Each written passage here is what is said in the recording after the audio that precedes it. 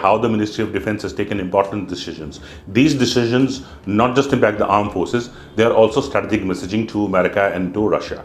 First of all, I'll start with what has happened in the DAC, or the Defense Acquisition Council. The DAC is chaired by Defense Minister Rajnath Singh. It is the apex decision-making body of the Ministry of Defense.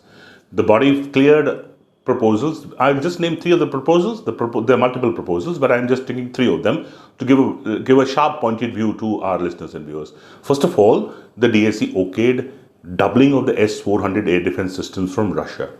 The S-400 performed with credibility during the Operation Sindoor in May last year with Pakistan.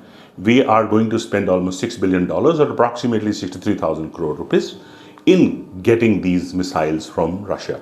India already has 5 such S-400 systems. 3 of them already supplied by the Russians. 2 more are expected this year.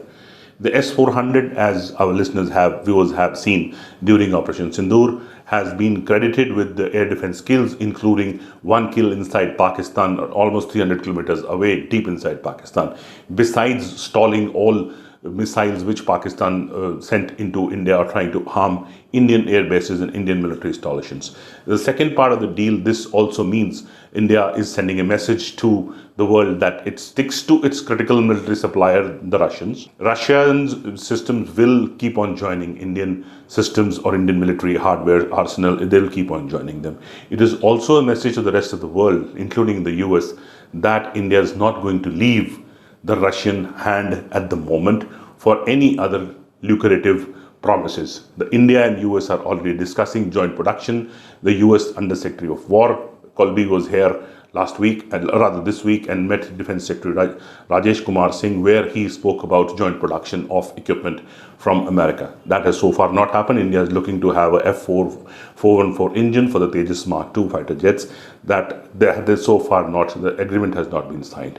Coming back to the DAC and its decisions, the second important decision of the DAC is very crucial.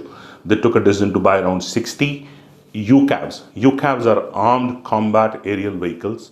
This is named the Ghatak, made by the DRDO. This is a stealth project. It has internal arms bay, means the arms which it is carrying is not visible. It can also do reconnaissance, surveillance, and intelligence gathering.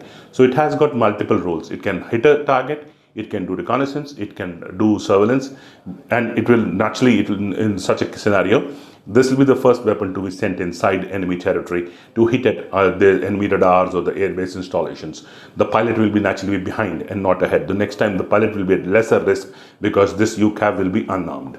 The third important aspect of the DAC is the purchase of 300 Dhanush artillery guns. Dhanush is a gun which is made on the Bofors design. It is part of the transfer of technology the Swedish gun maker Bofors had made in the 1980s. The Dhanush is a design on that, rather improvement of the design on that. Dhanush has a longer range than the Bofors.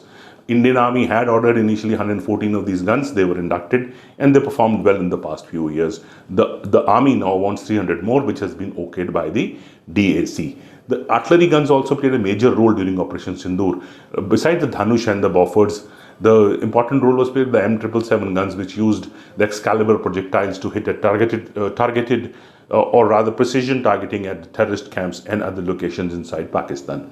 The DAC's expense, or rather the okaying today, was around 2.83 crores. 2.83 lakh crores. The DAC means that all these projects will now have to go to the CCS. A price negotiation will take place and a formal signing of the agreements will take down the line a few months or years down the line. But the most promising of these is the Ghatak, which is an indigenous project and stealth project. DAC's decisions also send, as I told you at the start of the program, messaging to the world that where it is going to buy its arsenal from. With me is Mukesh Agarwal, Tribune's photographer, joining in. We'll keep on updating you on the story. Thank you.